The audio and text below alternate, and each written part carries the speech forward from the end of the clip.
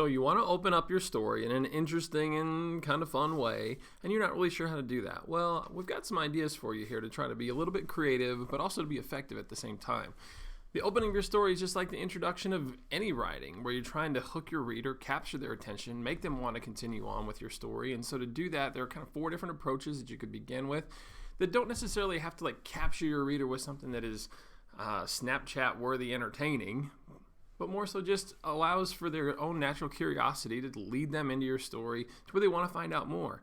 And so one possible way you could go about this would be to open with a conversation or dialogue. And all it is you're going to have that text from one character, and he said or she said, if you're doing third person, or it could be like the insights of your first person protagonist, or a conversation your first person protagonist is a part of. But whatever that conversation is, the person reading is going to be entertained by this, by wanting to know what's happening, where's this conversation going, and you're just dropping them in without any context. So there's this curiosity that drives the readers that are trying to figure out what the heck is even going on. This same approach can happen and apply to an action beginning. And so maybe you're going to open your story by describing the protagonist as they run through the woods in the middle of the night.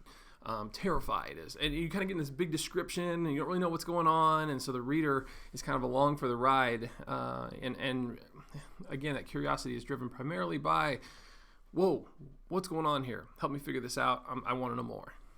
Other stories will open with scene description or setting description, where you're going to get this like picturesque, like vivid, set up the setting, like first few lines where it talks about, in middle America, in the small, quiet recesses of a small town in Nebraska, the leaves in the autumn change. And you just get this very like detailed, descriptive. You can see it in your mind, and you appeal to the reader's imagination. You really start to like allow them to see the world that they're entering into, and establish that before any action or conversation takes place. The fourth approach that you could consider taking would be to start with some backstory. And so you give some history, or you give like an event that took place before any of the story began, or there's just a lot of different ways that you can kind of set the story up and say that for such and such character, his relationship with his sister was never very positive.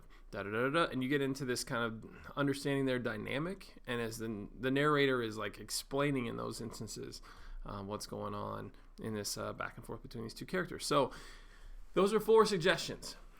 Regardless of which one you pick, conversation, action, scene description, or backstory, you're probably going to have to do several of the others at some point on the first page anyway. But these are just ideas to get you going so that you have an approach to get past that blank page syndrome at the beginning.